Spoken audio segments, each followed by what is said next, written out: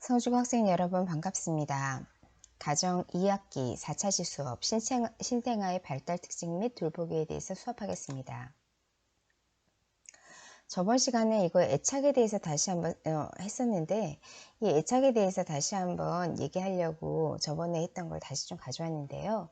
할로우 박사의 원숭이 실험 저번 시간에도 보여드렸는데 사실 이거는 대부분의 과학자들이 철로된 어미에 대해서 원숭이가 더 좋아할 거다라고 생각을 했었는데 사랑에 대해서 사람들이 생각하면서 이 원숭이 실험을 했다고 해요.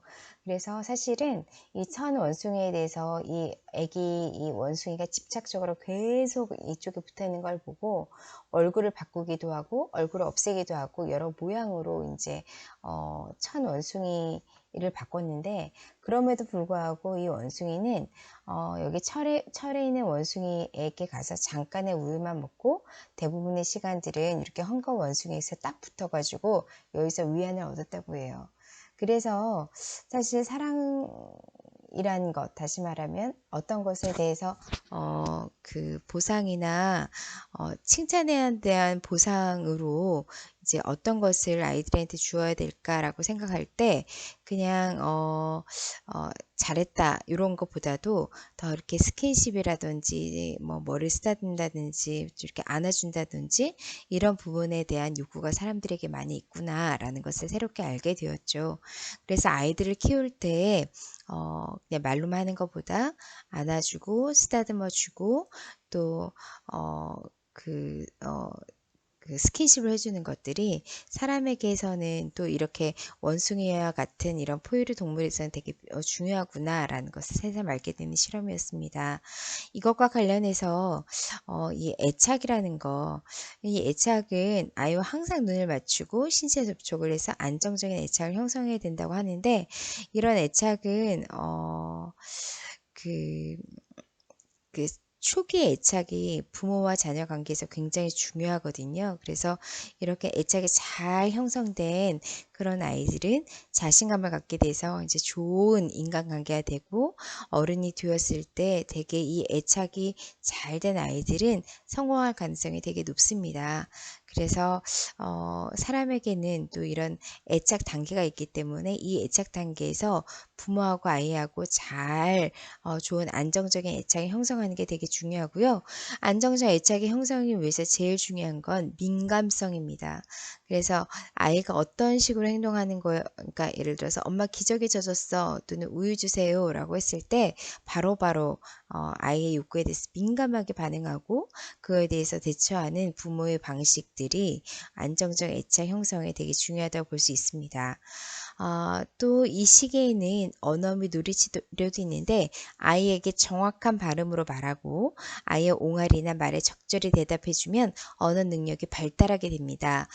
옹알이를 하더라도 알아들 수 없는 말 또는 의사소통이 되지 않는 단순한 소리에 불과한 말이라 하더라도 그거에 대해서 반응해주고 그 상황에 적절한 그런 옹알이라면 그 옹알이에 대해서 나는 또박또박한 말로 표준어로 그에 대한 대답을 계속적으로 해주는 거, 또 아이의 그 신호에 대해서 민감하게 대처를 해주는 거, 이런 것들이 아이의 언어 발달에 되게 도움이 된다고 하겠죠.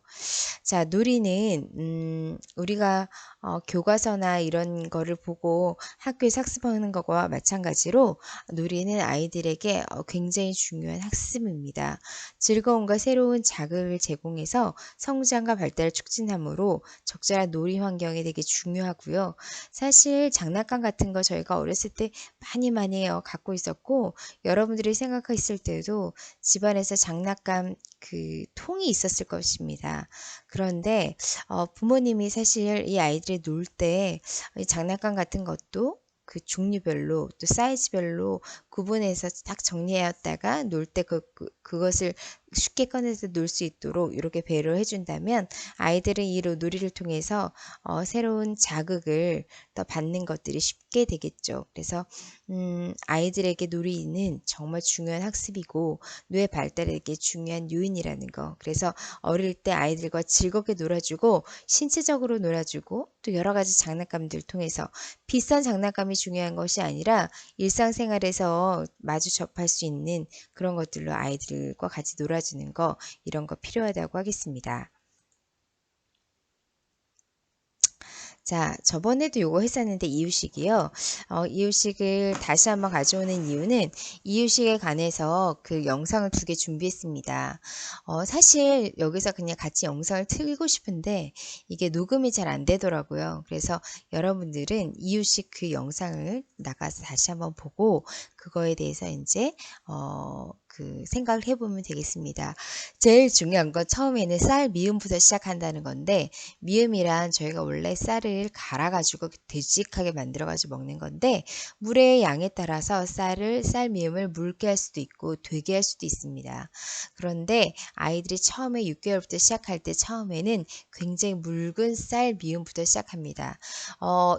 이렇게 쌀 미음이 중요해서 쌀을 입에 붙게 하기 위해서 처음에 이렇게 쌀 미음을 시작하는 게 아니라 쌀 미음을 통해서 이제 숟가락과 익숙해지기 위해서 이제 시작을 하게 되는 거겠죠. 그래서 쌀 미음에서부터 시작해서 중간에 조금 이렇게 조금 덜 묽은 그다음 마지막엔 좀 된 그 미음까지 그렇게 가면 되겠고요. 이 쌀 미음에 과일이나 채소, 생선, 고기류 이거 같이 섞어서 이제 시작을 하면 되겠습니다. 맨 처음서부터는 전기 이유식처럼 쌀 미음에서부터 시작하다가 중기 이유식 가면 요런 찐 감자, 삶은 당근, 으깬 과일, 쇠고기 죽 이런 거 조금 이렇게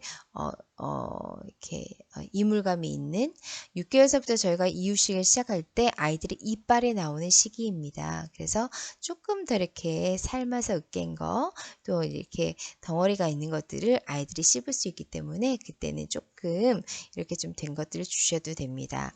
후기가 이유식이 되면 이제 12개월이 되면 아이들은 이런 죽뿐 아니라 어른과 동일한 식사를 하기 때문에 이렇게 진밥, 닭죽, 백김치까지도 먹을 수 있고요. 이런 이유식은요. 전기서부터 중기, 후기로 갈 때 조금씩 양을 늘려나가는 겁니다. 물론 이때 이유식 한다고 해서 엄마 젖을 딱 끊는 것은 아니고요. 엄마 젖을 먹음과 동시에 이유식을 시작해야 되는 겁니다. 이유식을 왜 해야 되냐 이렇게 물으시는 분들이 있는데 다시 한번 말씀드리면 이런 고체 음식은 단위 면적당 에너지 함유량이 많습니다. 이렇게 이유식 시작하지 않고 계속적으로 엄마 모유에만 의지해서 모유를 먹어야 된다면 굉장히 많은 양을 영양실조에 걸리지 않기 위해서 먹어야 합니다. 그런데 아이의 위가 작기 때문에 그렇게 많은 양을 아이들이 먹을 수가 없고 그러기 위해서는 에너지가 농축된 어떤 형태가 필요한데 그게 지금 고체 이유식이라고 할 수 있습니다. 그래서 이유식은 이렇게 단계별로 전기, 중기, 후기로 나눠지고 전기에서 제일 처음에 쌀 미음서부터 시작해서 점점 이렇게 찐감자, 삶은 당근, 으깬 과일서부터 시작해서 죽, 진밥, 닭죽, 백김치까지도 이렇게 연결되는 것을 기억해 주시기 바랍니다. 이 그림을 보는 이유는 뭐냐면요. 배변 훈련인데요. 이 배변 훈련이란 저희가 계속 기저귀에서 똥을 싸다가 이제 기저귀가 아닌 변기에서 이제 똥을 싸는 것을 말합니다. 이거는 아이들이 보통 갖고 있는 그림책의 내용인데 사실 이게 똥에 대한 얘기가 굉장히 많습니다. 응가 뽕 혼자서도 잘해요. 똥똥똥 이런 게 있는데 겉으로 보기엔 되게 우습지만 아이들이 기저귀에서 똥을 싸다가 이제 변기에서 똥을 싸는 그런 단계로 넘어가는 것은 굉장히 획기적인 일이고 기저귀를 벗고 팬티를 입게 되는 것도 아이들에게는 굉장히 큰 발달의 전환입니다. 그래서 이 방법에 대해서 한번 보겠습니다. 그림에도 나와 있듯이 이것이 아이들을 교육시키는 건데 아이들이 실제로 이렇게 변기에 앉아서 응가를 성공했을 때 변기도 웃고 세면기도 웃고 두루마리 휴지도 웃고 그런 그걸 보면서 엄마가 꽉 안아주는 그림입니다. 이거는 아이가 이제 배변에 성공했을 때 그때 기분을 나타내는 건데 그만큼 배변 활동이 아이들에게 쉽지 않은 일이기 때문에 여러 가지 격려와 칭찬과 또는 이렇게 잘 성공하기 위해서 여러 가지 팁들 같은 것들이 존재하는 거죠. 자, 영아 돌보기에서 이제 배변 훈련인데 18개월서부터 서서히 이제 배변 훈련을 시작합니다. 꼭 18개월부터 해야 되냐라고 얘기하는데 그 전부터 이제 배변 훈련을 시작해도 되긴 하겠지만 보통은 아이들이 잘 받아들이고 때가 되어서 이제 됐다라고 할 때가 보통은 18개월입니다. 저희가 한 아이들이 13개월서부터 걷기 시작하기 때문에 아장아장 걸으면서도 아이들의 대부분 기저귀를 차고 있는 거죠. 그래서 보통 돌 지난 한 6개월쯤부터는 이제 훈련에 의해서 아기가 이제 기저귀를 벗고 어, 그 유아 변기에 앉을 수 있는 시간입니다. 어, 배변 의사를 미리 표현할 때 칭찬을 많이 해주고 많이 안아주고 잘했다고 얘기해주고 편안하고 자연스러운 분위기에서 훈련하는 것이 필요합니다. 너무 이런 거에 대해서 집착하는 게 아니냐라고 말할 수 있지만 이런 배변 훈련이 되게 엄격한 분위기에서 되거나 너무 이른 나이에 배변 훈련해서 아이들이 이거에 대해서 스트레스 받는다 하면 이 부분에 고착이 되는 현상이 생깁니다. 그래서 심각하게는 구두쇠가 되는 경우도 있고 또 한 가지 집중해서 이제 중독된 형태가 있을 수 있다고 저번 시간에 말씀드렸습니다. 그래서 이 배변 훈련은 자연스러운 분위기에서 아이가 즐겁게 해야지 이거에 대해서 엄격하거나 강압하거나 아니면 아이들이 좀 이것으로 인해서 스트레스를 받거나 나는 똥 누고 싶지 않은데 부모님께서 그냥 강제적으로 누게 한다든지 하면 아이들이 이런 거에 대한 보유에 대한 욕구가 사라지기 때문에 이 배변 활동에 대해서 상당히 예민한 반응을 보일 수 있습니다. 자, 그 다음 안전한 환경 조성인데요. 영아 같은 경우에는 기어다니면서 또 걷다가 또 넘어지다가 하는 것을 반복하게 되는데 신체 조절의 능력이 부족해서 넘어지거나 부딪히기 쉽습니다. 그래서 바닥에 날카로운 물건이라든지 몸을 상하게 하는 여러 가지 물건들을 좀 치워놓는 것이 필요하죠. 모든 물건을 입으로 가져가는 경향이 있기 때문에 주변에 이제 엄마 휴대폰 같은 것들을 아이들이 정말 관심을 많이 보이거든요. 휴대폰이 엄청 더럽다는 것은 여러분들도 잘 알 겁니다. 근데 이 더러운 휴대폰을 입으로 넣고 빨거나 혓바닥으로 뭐 만지거나 이런 것들이 있기 때문에 주위에서는 늘 물건을 정리해야 되고 아래에서 아이들이 만져서 빨거나 그럴 가능성이 있는 것들은 다 위로 올리는 것이 필요하겠죠. 그래서 주변 정리를 잘 해야 되고 위험한 물건을 바닥에 두지 않으며 바닥에 깔개 같은 것을 깔아놓으면 좋을 것 같습니다. 자, 영아 발달을 돕는 놀이의 예들이 있는데 무릎 근대에 태우기, 인형에게 밥 먹이기, 부모에게 스티커 붙이기, 밀가루 반죽미 놀이가 있는데 이런 것들을 말고 이것보다 훨씬 더 많은 다양한 놀이들이 있습니다. 여러분들 놀이는 무엇이라고 했죠? 놀이는 아이들에게 공부와 마찬가지입니다. 여러분들이 방학 내내 공부하고 신경 쓰고 노력했던 것과 마찬가지로 아이들은 이런 놀이를 통해서 본인들이 할 수 있는 여러 가지 어, 활동들을 하고 두뇌를 발전시키는 거죠. 그래서 특별히 밀가루 반죽 및 놀이라든지 아니면 발바닥으로 느낄 수 있는 콩 밟기 체험이라든지 그래서 손과 발을 움직이고 감각을 느낄 수 있고 감각을 자극하게 하는 놀이들 이런 것들은 정말 인간의 뇌를 발달시켜서 굉장히 이제 똑똑한 아이를 만들 수 있는 기본이 되는 거죠. 그래서 이것뿐 아니라 아이들이 신나게 또 몰입해서 놀 수 있는 놀이라면 어떤 것들도 이제 괜찮은데 무릎 그네 태우기와 같이 아이들과 신체적으로 부딪히면서 노는 거 특히 이거는 엄마보다는 아빠들이 해주셔야겠죠. 그래서 엄마들은 이렇게 밀가루 반죽하고 손과 눈에 협응을 기르는 이런 놀이에 집중하다면 아버지들은 아이를 몸에 태우고 신체적으로 스킨십하면서 격렬한 그런 놀이 같은 것도 가능하겠습니다. 이거는 그냥 이미지 그림이에요. 그래서 아이들이 이제 뒤에 보면은 이거는 이렇게 붓이나 이런 걸로 딱 이렇게 친 건데 아이들이 이렇게 붓을 잡고 이렇게 몸에도 묻히고 바닥에도 하고 이런 활동들을 딱 보면 아우 지저분해 저거 옷 금방 다 베렸다 다시 갈아입혀야겠다라고 생각하기가 쉬운데 그냥 이거를 마음 먹고 이렇게 편안하게 두고 아이들의 손과 발을 이용해서 충분한 시간을 보낼 수 있도록 배려하는 것도 되게 필요한 일입니다. 어,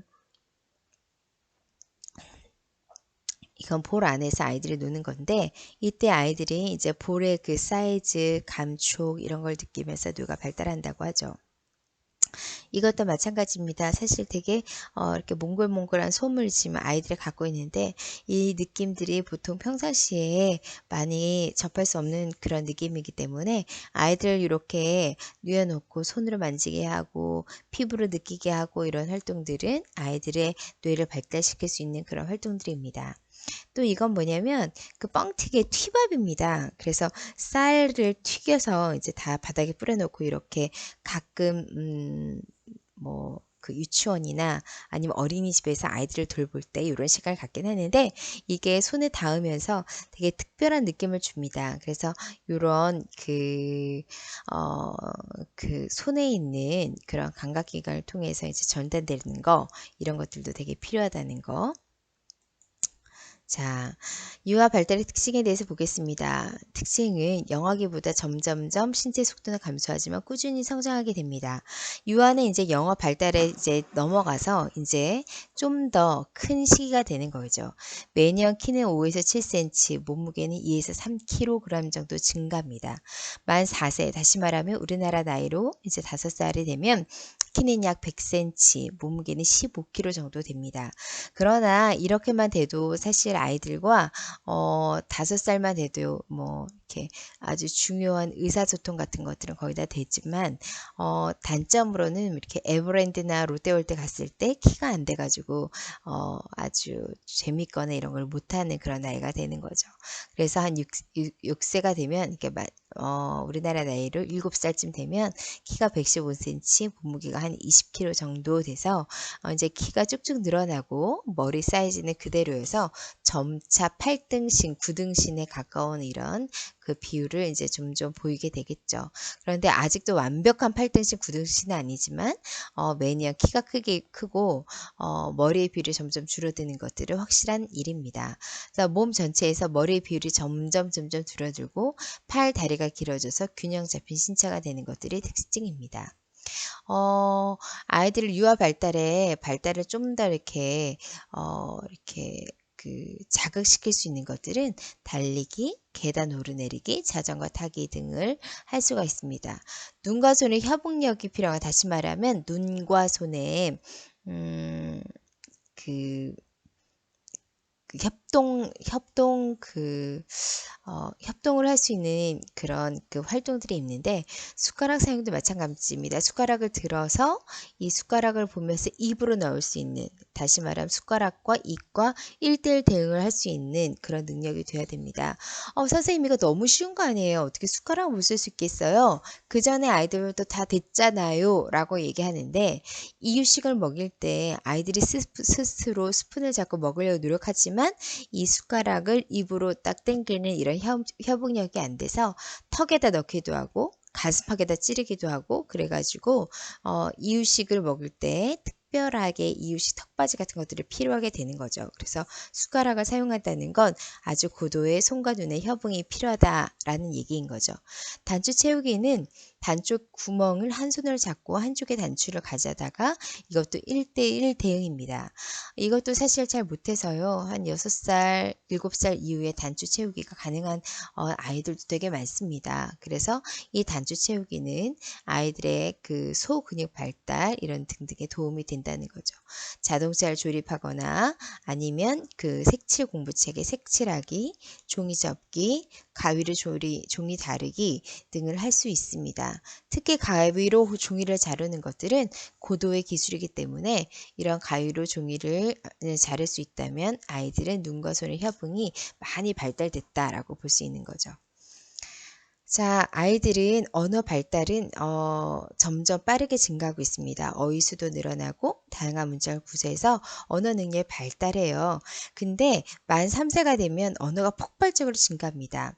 아이들을 보면 처음부터 이렇게 꾸준하게 말이 느는 아이들이 있는가 하면 특히 남자아이들의 경우는 말하지 않고 가만히 있는 시절이 많습니다. 그래서 엄마들은 우리 애가 말을 안 합니다. 애가 말을 안 해서 정말 걱정입니다 하고 일찍 일찍 찾아들 많이 오시거든요. 그러나 조금 더 기다리면 만 3세가 되면 아이들이 그동안 하지 않았던 말을 한순간에 폭포처럼 쏟아낼 때가 있습니다. 그때는 듣기만 하던 거를 이제 언어로 표현해서 자기의 이런 마음의 그 상태들에 대해서 이제 말할 때가 많겠죠. 그래서 한 3, 4세경 되면 아이들이 말이 많아지고 그다음에 특별히 호기심이 많아서 질문을 많이 하게 됩니다. 그런데 질문이 특별한 어떤 답이 있는 질문이 아니라 예를 들면 "엄마, 하늘은 왜 이렇게 파래?" 왜 버스를 타고 앞으로 가면 나무들이 뒤로 가? 이렇게 말하기 좀 곤란한 그런 질문들도 많이 합니다. 그러면 여러분들께서는 과학적으로 또는 인지적으로 정확한 답을 해 주려고 노력하시는데 정확한 답이 중요한 게 아니라 아이가 물었을 그때 아이의 마음을 읽고 적절하게 응대하는 것이 중요합니다. 그러므로 "하늘을 왜 이렇게 파래?" 그렇게 얘기하면 가시광선이 어쩌고저쩌고 빨주노초 파남보가 있는데 뭐 파랑이 뭐 투사돼서 이렇게 얘기하시는 게 아니라 하나님께서 그 하늘에다가 파란색 물감을 칠했나 보지 뭐 이런 식으로 아이의 상상력을 자극하는 그런 말을 해 주면 좋습니다.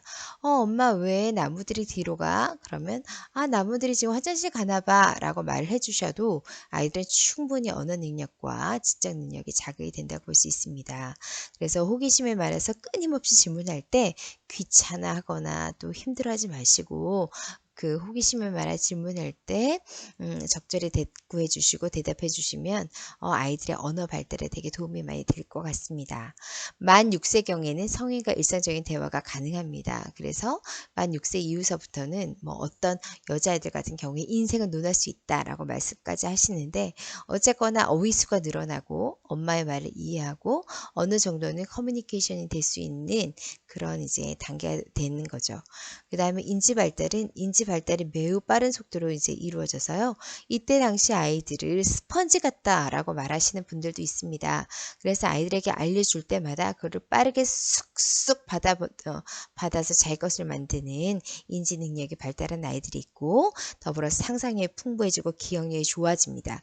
이 인지 발달, 특별히 유아의 인지 발달은 되게 중요해서요. 사실 유아의 인지 발달은 아동기라든지 청소년기 아이들과 굉장히 다릅니다. 그래서 유아의 인지 발달, 여기 나와 있는 빨간색 부분을 잘 보시고 아이들이 사고를 할 때 상징적 사고, 자아중심적 사고, 무관련적 사고, 직관적 사고가 있다는 것을 기억해 주시기 바랍니다. 자,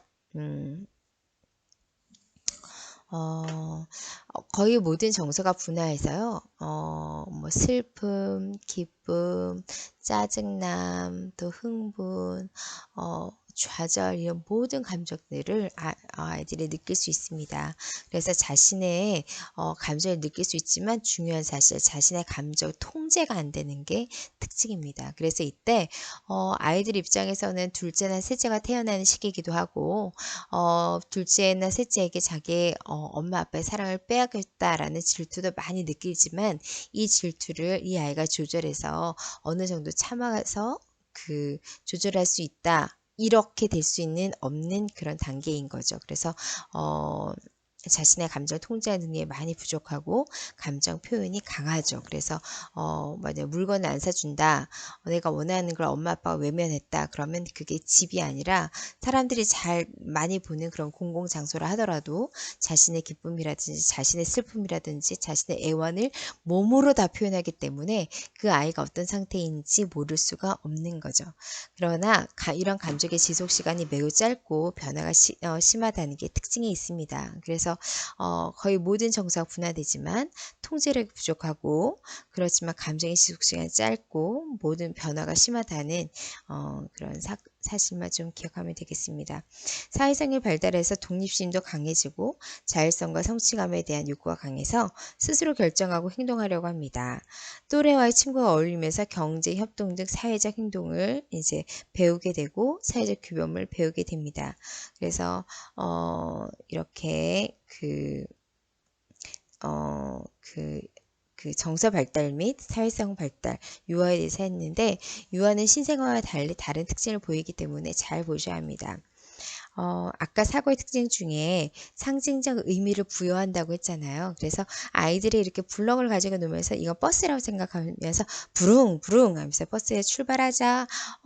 버스 아저씨 잠깐만 기다려 주세요 하고 막 이렇게 혼자서 얘기하기도 하고 물건들에 대해서 어떤 특정한 이렇게 뭐 어떤 그 상황을 붙인다든지 해서 아이들이 이제 물체의 의미를 부여하고 눈앞에 없는 것을 상상하면서 생각할 수 있는 이런 상징적 사고가 가능해지는 시기입니다. 또 자기 중심적인 생각을 하고 있기 때문에 숨바꼭질을 하게 되면 엄마를 찾을 때 엄마의 입장에서 어떻게 했을까라는 걸 고민하지 않고 자기 눈에만 안 보이면 모든 사람이 숨었다라고 생각하는 착각에 빠지기도 합니다. 그래서 숨바꼭질 할 때 이 아이가 숨어야 될 때 사실은 이불 속에 머리만 넣고 엉덩이는 다 치켜든 상태로 숨바꼭질하는 그런 아이들도 있습니다. 그래서 이런 자아중심적인 자신의 입장에서만 생각하고 다른 사람이 어떻게 어디서 숨었을까 또 어떤 마음일까 이런 것들을 전혀 다 이해하지 못하는 자기중심적 사고가 특징입니다. 또 하나의 특징은 이 아이들의 모든 것들이 다 살아있다고 느끼는 겁니다. 예를 들어서 곰도 살아있고 식탁도 살아있고 세탁기도 살아있고 심지어 교실에는 칠판도 살아있다. 그래서 예를 들어 선생님이 여러분 그러면서 탁자 이렇게 딱 치게 되면 이 탁자에 보고 아우 이 탁자 얼마나 아프겠어 엄마 이 탁자 이렇게 되게 아프니까 이렇게 떼짓떼짓 하지 말고 이렇게 콩콩고 하지 마라 라고도 얘기하고요. 또 인형 같은 것들 보고 너무 때가 또 꼬질꼬질해서 이걸 씻으려고 할 때는 인형 내가 아끼는 내가 좋아하고 내가 사랑하는 그런 곰인데 이걸 왜 빨리 하느냐 죽일 셈이냐 뭐 이렇게 얘기하기도 합니다. 그래서 모든 생물 다시 말하면 모든 무생물 다시 말하면 곰돌이 뭐 좌탁, 의자 또는 토끼 인형 등등 모든 것들이 살아있다고 느껴서 조금 이렇게 아동기와 다른 그런 행동들을 보이기도 합니다. 또 하나는 직관적으로 사고한다는 겁니다. 사물을 여러 가지 면으로 다시 말하면 여기 보면 하나는 물컵인데 하나는 밑에가 좁고 하나는 밑에가 넓어요. 그러니까 당연히 같은 물을 부어도 밑에가 이렇게 좁은 밑에가 좁은 이런 그릇들은 금방 높이가 채워지겠죠. 그러나 밑에가 이렇게 넓은 아이들은 이렇게 물이 많이 채워지지 않을 겁니다. 그러면 이때 당시 아이들은 이 높이가 높은 것들이 높이가 낮은 것보다 더 많구나 라고 생각하는 거죠. 그래서 이렇게 컵이 다르다는 이런 상황을 인식하지 못하고 한 가지 상황 내 앞에 있는 이런 컵만을 보고 제 거는 많고 내 건 적다 이렇게 단순하게 생각하는 이런 직관적 사고들을 아이들은 하고 있습니다. 자, 여기까지 해서 슬라이드는 끝났지만 선생님이 설명한 것들을 다시 한번 앞으로 돌아가서 차근차근 보면서 여러분들 다시 한번 복습하시고요. 그 다음에 선생님이 링크 걸어준 그런 동영상을 하나씩 보면서 어떻게 이유식을 먹여야 되고 어떻게 놀아야 되는지 한 번씩 보면 좋을 것 같습니다. 영상을 끝까지 다 시청해 주시고 시청을 다 끝나면 과제로 들어가서 과제 풀기를 하시면 되겠습니다. 여러분 오늘 고생 많았습니다. 다음 주에 또 봐요. 안녕.